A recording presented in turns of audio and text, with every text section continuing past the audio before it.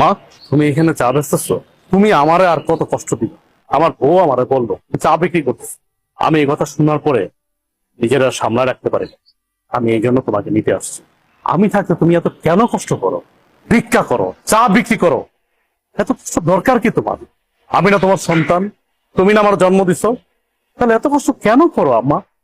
বাবারে, কিছু কিছু কষ্ট সন্তানের ভালোবাসার জন্য করতে হয়। আমি চাই নাই ভালোবাসা, আমি শুধু চাই তুমি আমার পাশে থাকবা, সবসময় আমার পাশে থাকবা। তুমি পিছিয়ে কি করছো না করছো আমি সব ভুলে গেছি। তুমি আমাকে মাফ করে এখন তুমি আমার সাথে চলো, আমার বাসায় থাকবা, চলো। না বাবা, আমি তো তোর আগেই কইছি আমি যাব না। আমি চাই না তোর সংসার অশান্তি হোক, তোরা ভালো থাক, এটাই আমি চাই। তুমি এটা কেমন কথা বলতেছো? আমার সংসার অশান্তি? আমি যেদিন থেকে আমার বউরে বিয়ে করছি সেদিন থেকে তো আমার জীবন অশান্তি শুরু হয়ে গেছে। তুমি আর নতুন করে কি অশান্তি শুরু করবা? অথচ দেখো, আমার বাড়িতে থাকার কথা তোমার, অথচ তুমি না থেকে আমার শ্বশুর থাকছে। শ্বশুর থাকতেছে নন স্টপ, দিনের পরে দিন, রাতের পরে রাত, ভালো মন্দ খাইতেছে, ঘুমাইতেছে, ফিরতেছে। অথচ তুমি রাস্তা রাস্তা ভিক্ষা করতেছো, চা বিক্রি করতেছো। খারাপ লাগে না আমার? আমার তো খারাপ লাগে। তোমার তো ন্যূনতম কমন সেন্সটুকু আছে, অথচ আমার শ্বশুরের কোনো কমন সেন্স নেই। আমার বোর কাছে আমার শ্বশুরই সব। যাই হোক মা, আমি তোমার এত কথা বলতে পারতেছি না, এখন কোনো কথা আমি শুনবো না তোমার। তোমার এই চার ব্যবসা রাইখা এখন আমার সাথে তুমি চলো।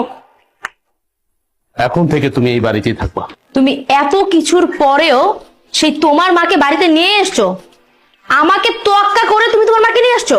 তোমাকে কি তোয়াক্কা করবো? কি তোয়াক্কা করবো তোমাকে? আমি এই সংসারটা চালাই, আমি ইনকাম করি। আমি পাঁচতলায় বসে এসির বাতাস খাবো, আর আমার মা রাস্তা রাস্তা চা বিক্রি করবে, ভিক্ষা করবে, সে গাছের নিচে থাকবে। দেখো, এই সংসারটা আমার, এই সংসারটা আমি মেনটেন করি, তাই আমি যা বলবো তাই হবে। আমি তোমার মাকে নিয়ে থাকবো না এই বাড়িতে। কে কার সাথে থাকবে বা না থাকবে এটা একান্ত ডিসাইড করব আমি। তুমি ডিসাইড করার কে? কে তুমি?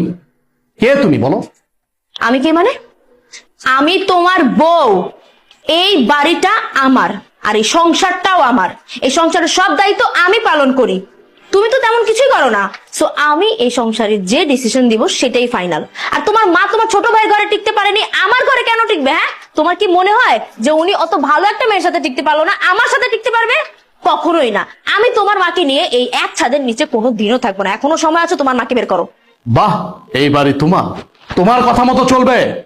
এই বাড়ি আমার, আমি আমার টাকায় কিনেছি, পরিশ্রমের টাকা দিয়ে কিনেছি। আর চাকরিটা করতেছি পরিশ্রম করে, কিন্তু চাকরি করে টাকা উপার্জন করি। হ্যাঁ মানলাম, তোমার বাবা আমাকে চাকরি দিয়েছে, সে অনেক সহযোগিতা করছে,